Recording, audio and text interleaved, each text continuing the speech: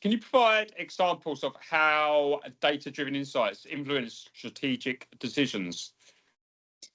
Of course, and I have the luxury of having clients that gave me like the consent to share some of the stories. I actually worked, for example, with Pret a Manger, and we helped them validate their store expansion strategy. Mm-hmm. So they were very interested in understanding where to expand in the US. They have a very big presence in New York, but they basically don't have much presence outside of the New York area. And we help them identify the geographic areas to go right after based on, their client personas and the concentration of those client personas in the different areas of the US. And the US president gave us the testimonial that we helped validate their strategy. And it was like a really successful experience. Imagine, like, as you're investing in growing the US, your footprint, it's quite exciting to be able to do that. We also help different clients with different strategies. So Moscot is an eyewear luxury brand in the US, in New York in particular, but in the US, but like in the East Coast, it has a big presence. And they wanted to really understand their customer personas, the new loyalty patterns in order to drive higher share of wallet of their customers. It was quite helpful to help them articulate like their client value strategy to win customer lifetime value, and it's been like really nice to work with them. We have like very different use cases. For example, with Easy Cater, we help them think about their market share evolution and their positioning in the market. They gave us a little bit of feedback around how our data was a lot more accurate and helpful than any of the other vendors they work with. I think in general, we have a multiplicity of use cases, and the level of influence can be quite high. We actually helped a cosmetics company and understand that they had an opportunity to increase their prices because their average ticket was significantly lower than their peers, and their customer personas were of relative affluence, and they actually validated some of their interest in testing into potentially some higher margin items thanks to these, data strategies.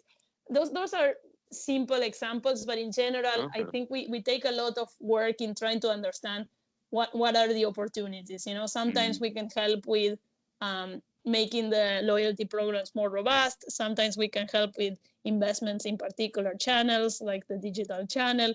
And I think store location is definitely one kind of repeated use case. Store cannibalization is also quite another one. And I am quite passionate about like kind of distilling with the data, the strategic business decisions the clients want. But I think I would add one more thing, which is all of this is only possible when you talk to the right customer persona, which means that, a JPM typically, and I see it on payments, it's not going to be the payments lead of the client side that can make this level of decisions, right? So if you're talking about like, marketing budget, you need to talk to the CMO. You're talking about, channel investments, you need to talk to the CFO. If you're talking about location strategy, then you can talk to the CFO, but maybe you need to talk to the head of real estate. If you're talking about client loyalty, you need to talk to the head of customer insight. So we also have a little bit of like all of these business insights are quite powerful because this is, actual data. Like this is not inferring what happened. This is like really looking at purchasing behavior. But you also need to, at the same time, have on the other side a decision maker. You need to talk to a client that actually is a decision maker and then can put in play that business strategy so that then they can derive the impact that everybody is hoping for. Yeah.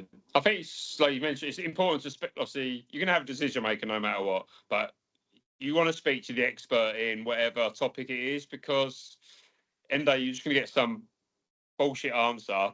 That's not bullshit, but you're not gonna get a precise answer. You want the actual knowledge, because it's going to obviously be more like, again, touching on value, it's more of a value add, isn't it? If you're going to the right, I actually need to speak to my colleague on this topic, or you need to speak to my other colleague, it's a bit more of a value add than sort of someone having a guess at an answer. You want that actual intel that's going to be beneficial for your customer. Yeah, and also because I mean, me as a, as a data owner, data leader, and like, building on all of these insights, like you're hoping for is that client do take the action. And so unless you're talking to the person at the client that is empowered to take that action, then it's unlikely that they will take the action. Yeah, cool. And also, some amazing examples. I guess, obviously, it makes work worthwhile if you're making impact to other companies like Prep. And was it Mascot, the other one? A mascot? Was it the other company? Mascot. Mascot was Mascot, an eyewear. okay. Yeah. We have a bunch of companies that gave us testimonials. Tory Burch, Mascot, Pret a Manger, City Trends, Easy Cater. Yeah, we've been lucky that clients are getting more comfortable in sharing the fact that insights can be powerful for them in different ways. And there's a lot more clients that I'm not mentioning because we only mention clients when they gave us a disclosure. But the reality is that these conversations are quite refreshing, to your point. Like, you always want to have a conversation when you're trying to help and the clients are open to listening and open to getting your perspective. I'm a consultant, as I told you. Like, I've been at McKinsey for like 5.5 years across the world, in LATAM, in US, in Europe. And it is nice to provide that guidance when you have that context of actually, there is an interest and there is a value, and then the clients then tell you like, oh, actually this was quite helpful and we made this type of decision, and it actually gave us, an edge.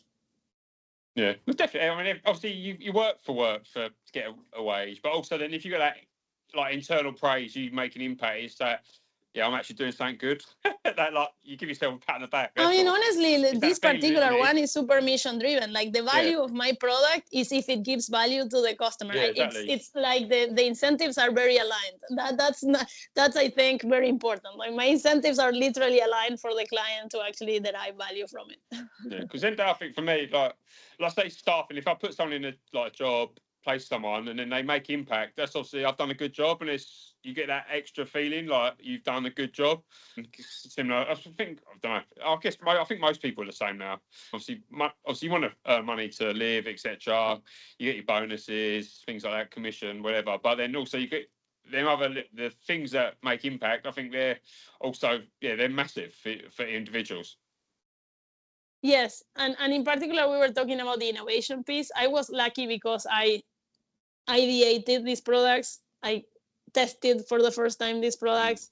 I got the funding for these products. I released these products to millions of clients. I see the result, and I continue to invest in that. And I think that that's a very unique place to be in. And so, I would agree with you. I think on top of it, as you can expect, my team is a very proactive, mission-driven, excited, tech-oriented, data geeky, and it's super nice. Like, we actually enjoy what we do. I like coming to the office because of my team, and I feel very grateful for that. Because, to your point, life is not easy. In fact, today, another tough day. These past 4 weeks, they have been very tough for my family. We had like 4 deaths in 4 weeks. And there's like a lot going on. And no, I'm sorry, but it's important sometimes to also kind of, to your point, like, of course life is important. Of course the job is important, and it's never going to be as important as your life.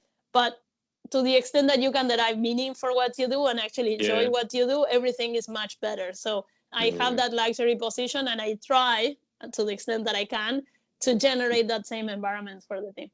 Yeah, and I think you touched on, obviously, in life, you're going to go through, you're going to have good times, like, let's say, you're delivering your projects to your customers, and you're going to have bad times, obviously. Sorry to hear about your family members. I think it's sink or swim mentality you got to have, because if you get bogged down in, obviously, you got to have be sad, extra, but you got to just get through it, because unfortunately, it's part of life. And I think if you get bogged down in suffering, you're just not going to get nowhere. So you need to, I guess, like I said, have these positive things in life where you achieve, you get through things. You always need to recognize the positive things, because life will also give you the other things, and that's a fact. Cool. Well, thanks for making time for me, obviously, and obviously for the situation. It's been great having you on the episode. Hope you've enjoyed it, and it's been some really valuable insights shared. Thank you, man. Super nice to meet you. Super grateful for your reach out. Really hope that we get some listeners and some feedback. By the way, any feedback, please, even negative, I'm happy to receive it. I'm sure that I can do better, but super appreciative. Brilliant. Thank you. Nice to see you.